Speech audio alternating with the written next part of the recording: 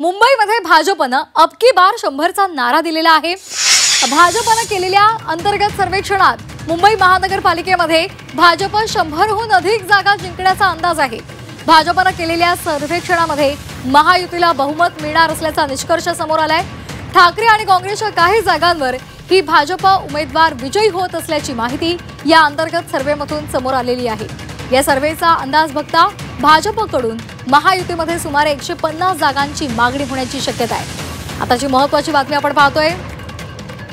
या संदर्भात अधिक माहितीसाठी आपण जाणार आहोत आमचे प्रतिनिधी ओम देशमुख यांच्याकडे। ओम, भाजपनं अंतर्गत सर्वे केलेला आहे आणि यामध्ये अब की बार भाजप 100 पार जाईल असं म्हटलं जात आहे। सर्वेक्षणातून ही बाब समोर आली आहे। आणखी काय या सर्वेक्षणातून समोर आलंय? श्वेता, तर मागील 2 आठवड्यांमध्ये भाजपच्या अंतर्गत सर्वेक्षणाच्या काही बैठका झाल्या आणि यामध्ये काही महत्त्वाचे निष्कर्ष समोर आले, ज्यामध्ये महापालिका क्षेत्रातल्या निवडणुकीमध्ये 100हून अधिक जागा जिंकण्याचा एक सर्वेक्षणातला निष्कर्ष समोर आहे।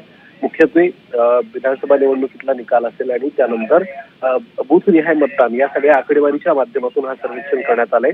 या सगळ्या पार्श्वभूमीवर त्याचा भाजपकडनं एकंदर 150हून अधिक जागांची मागणी या निवडणुकीत केली जाऊ शकते असं या सर्वेक्षणातून देखील पुढे आलंय। त्यामुळे भाजपकडनं महापालिका निवडणुकीच्या संदर्भातला हा सर्वे आल्यानंतर आता एकंदर शिवसेना आणि महायुतीतलं वातावरण कशा पद्धतीने बदलत काय दावे केले जात आहेत ते देखील पाहतो। ओके, धन्यवाद ओम दिलेल्या या सविस्तर माहितीसाठी।